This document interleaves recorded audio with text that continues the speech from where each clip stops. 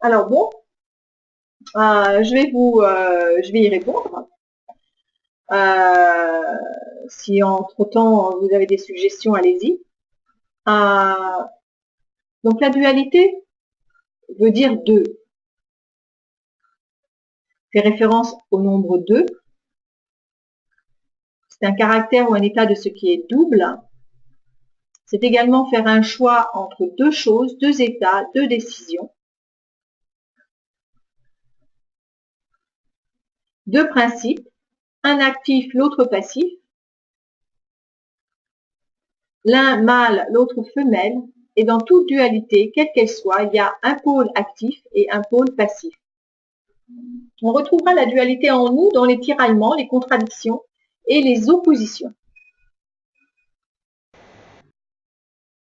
En d'autres termes, la dualité suppose une idée de division ou de séparation, d'opposition et de contraste.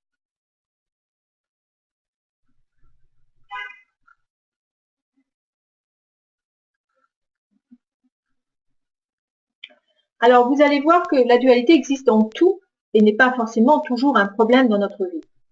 On le voit dans notre vie quotidienne, devant, derrière, donner, recevoir, actif, passif, pleurer, rire, croire, douter. Tout cela sont des pôles opposés. Ils sont problématiques.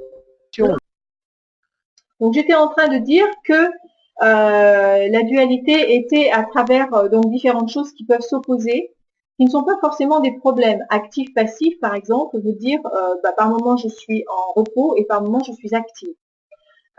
Croire et douter va poser problème lorsqu'on est dans des extrêmes. En fait, la dualité est un problème lorsque l'on est dans des extrêmes. Le fait qu'il y ait la nuit, le jour, le soleil, la lune, la lumière, l'obscurité, ne pose pas de problème quand ils sont en équilibre. C'est-à-dire que nous alternons entre la nuit, le jour, la lumière, l'obscurité dans notre vie. Et à ce moment-là, si on est dans une fluidité de vie, à ce moment-là, il n'y a pas de problème. Les problèmes surgissent quand on passe dans les extrêmes.